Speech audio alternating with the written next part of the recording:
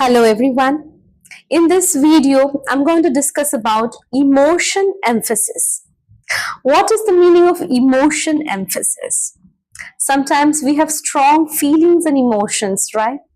So while we speak in our conversation, in our speech, how can you actually intensify your emotions, intensify your feelings? So that's what we are going to talk about. Right? So when I say emotions, there can be different kinds of emotions. There may be a strong emotion of anger, or maybe it may be happiness, or maybe you're very sad, disappointed. It may be surprise, right? So there could be different kinds of emotions, right? Now the very first way is use of interjections and exclamations. Now, what is interjection? We all know it's a part of speech, right?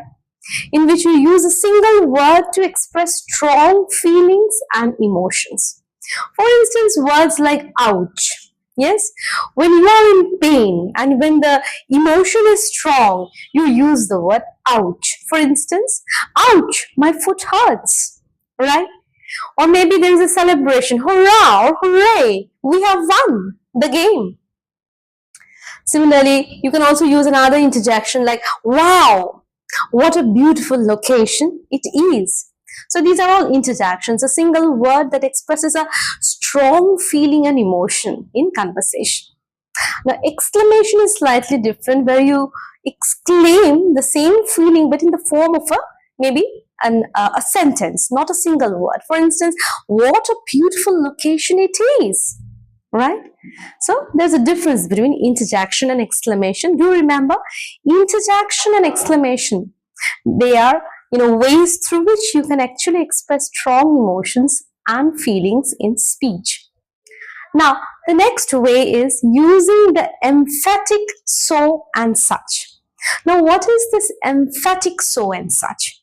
See, I can use a sentence like, he is a nice man. Yes, I can tell that to someone. He is a nice man. But the moment I use the emphatic such, he is such a nice man. You feel the difference? Yes? You can emote more strongly. Am I right? You can intensify your feeling with the help of that emphatic such. Similarly, emphatic so. This place is beautiful. This place is so beautiful. So, do remember, the second way is using emphatic so and such. Now, the third is through repetition of words in a sentence. Now, how do you repeat a word and you express your strong feelings and emotion? For instance, somebody is maybe a naughty child, and you say he is a bad boy, but you say he is a bad boy. You are a bad boy. So there's a repetition of the word bad, right? Similarly, this house is far too expensive for me. So you're repeating the word far too expensive for me. So I hope you can understand that, by repeating a word also, you can actually express your strong emotions and feelings. I'll give you another example of maybe repetition. For instance, this lecture is very boring.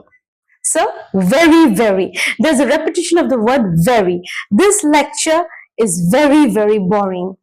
Alright, so I hope you can understand. This is one of the ways through which you can actually emphasize your feelings and emotions in speech. The next way is, how do you intensify the emotive force of a WH question? Yes, WH question means questions that begins with maybe what, where, yes, which, why, whose, right?